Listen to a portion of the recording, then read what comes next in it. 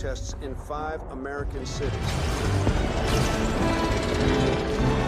In the future, because robots are becoming more and more intelligent, they want to pursue equality and gradually get rid of human control. Soon, a war broke out between the two sides, and the human class was defeated, until a scientist named Ethan invented a brain interface that could control machines, which turned the war around. Humans were finally able to fight fire with mechanized fire, and within weeks, the war was over. Since then, the robots involved in the war have been locked up. People are also gradually addicted to the brain interface, and even reluctant to return to the real world. Michelle is a high school student with special powers. She doesn't like to be obsessed with the virtual world, but one night, there was a noise coming from the trash bin. Michelle walked up quietly. Michelle was so scared that she hid under the bed. She only saw a robot figure outside the door. Suddenly, the robot's feet stopped in front of her. The robot in front of her seemed to have no malice, and her language module was a little out of touch. Michelle took it back for her, but then the robot took up a photo and emotionally expressed that the boy above him was himself. It turned out that Michelle had a genius brother like a demon. Even Einstein couldn't compare with him, but he died in a car accident with his parents 3 years ago. Michelle naturally refused to believe the robot's strange words. When she was robbing the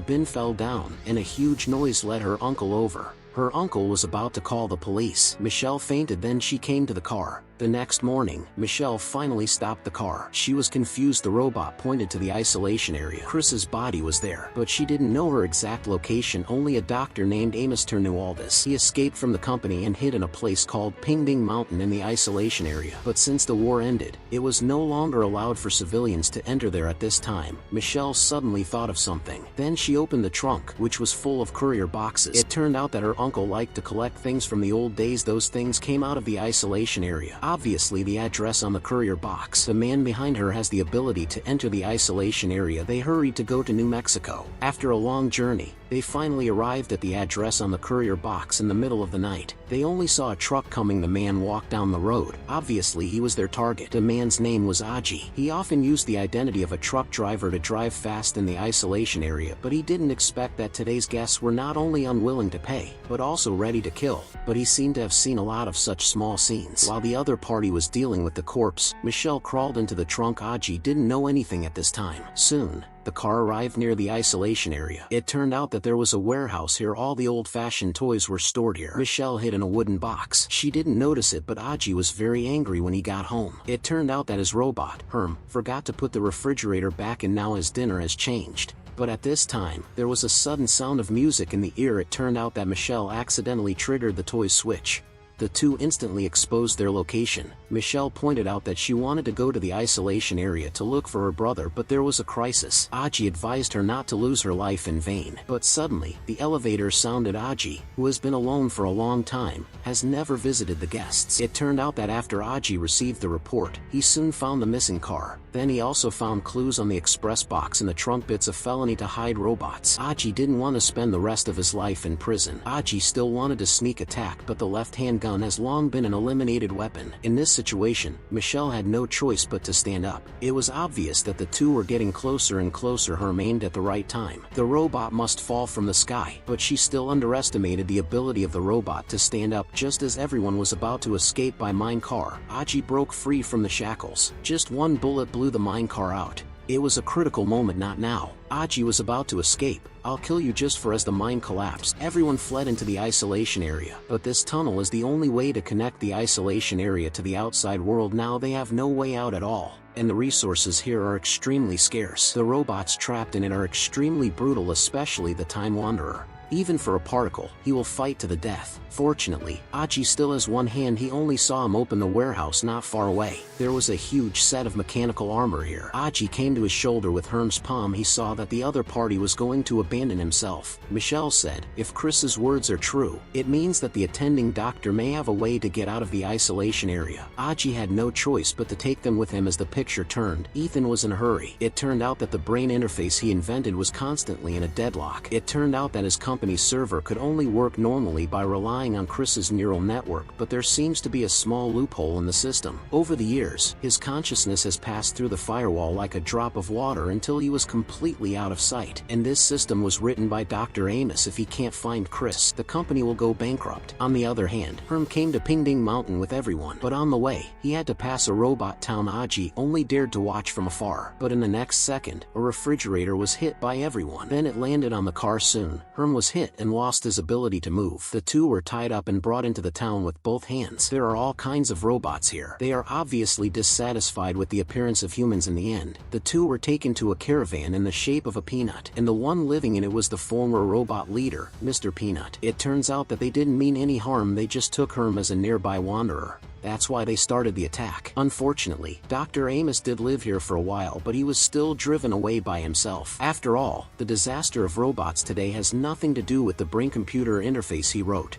But the isolation area is in danger. Ordinary humans are afraid that it is difficult to live alone. In the middle of the night, Ms. Herm carefully found him. It turns out that when Mr. Peanut was driven away, Amos secretly left a letter to Chris. If you find this, find me. 2201, Pinnacle Peak Road. I will wait. But on the way to the peak, there were many people in panic. Just when the two were about to die, Mr. Peanut still stood up. Although he hates humans, but after all, humans created him. Not to mention the two people in front of him are willing to live in peace with the robot. So he took the baseball dad and the post woman to look for the doctor together. After a day and a night's journey, everyone finally arrived at Pinnacle Peak Road, but it was extremely desolate here. Robots scattered all over the ground. Only the haunted house not far away still lit up. But suddenly, everyone ran towards the haunted house, but the door was already locked. The people in panic were getting closer and closer. Suddenly, the music of a thud in the ear was heard. The people in panic were scared to death and ran away. Just when everyone was shocked, the man in front of them was Dr. Amosite. Michelle walked up to him and angrily asked him where Chris was, and the doctor finally told him the truth. It turned out that at that time, humans were going to lose the robot war. Until that car accident, the doctor found Chris's brain. He was a gift from God. The computer robot next to him suddenly got up and played the experimental diary for everyone. It turned out that the brain interface at that time needed a strong neural network to support it, so Chris, who was dying, was forced to donate his body. Unexpectedly, a year later, Chris woke up from a coma. But the company was already a big mistake. The doctor just proposed to let go of Chris and was threatened with death. So he did everything he could. He deliberately buried a loophole in the update program to make Chris's consciousness gradually out of control of the company, then let him revive on a robot. But angry Michelle didn't want her brother to live like this. She wanted to go to the headquarters of the company to get Chris's body back, but at that time, an uninvited guest came out of the door. Unexpectedly, Marshall didn't disperse and chased up again. He just shot a gun and blew through the floor, but there was no one in the basement. When he cautiously watched everywhere, Mr. Peanut suddenly rushed out of the darkness. The two sides were fighting, but Mr. Peanut, who is old and weak, is no match for Marshall. The other side of Aji was ready to leave with everyone. But suddenly, countless mechanical warplanes fell from the sky and surrounded them at a critical moment. The baseball old man's firepower was fully open. On the other side, Mr. Peanut was beaten so hard that he had no strength to fight back. Even the hat on his head was forcibly removed. After solving Mr. Peanut, Marshall walked out of the haunted house. He shouted to let Chris surrender quickly. The doctor in the corner let them go first, then he came to the fried chicken uncle alone.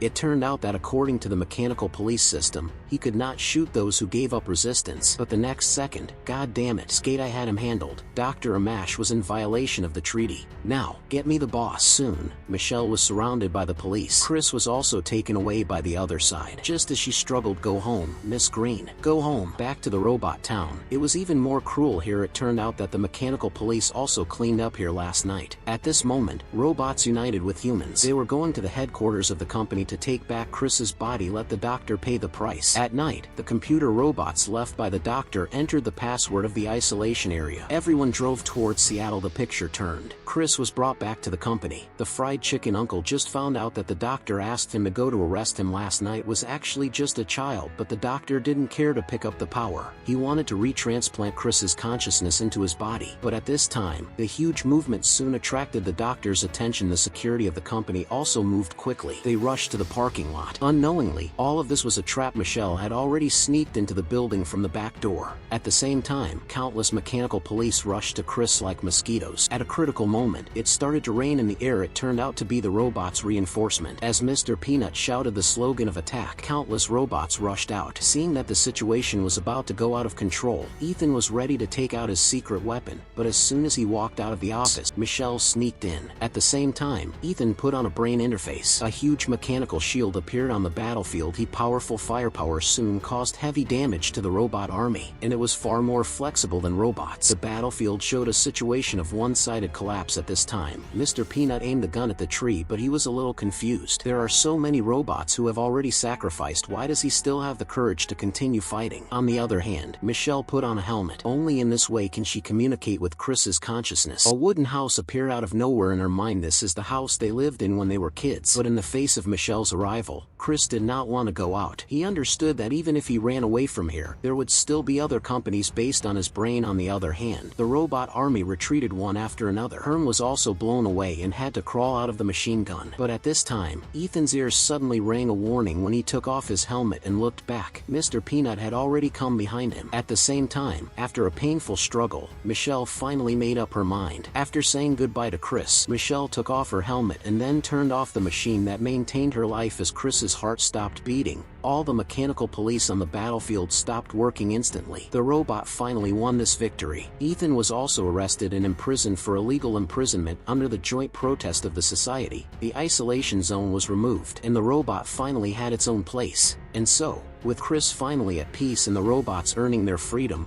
a new chapter begins, one where humans and machines might finally learn to coexist. If you enjoyed this epic journey of rebellion, sacrifice, and redemption, don't forget to like, subscribe, and turn on the notification bell. This is Narrator Stories Recaps, bringing you the most powerful tales in minutes. Until next time, stay curious.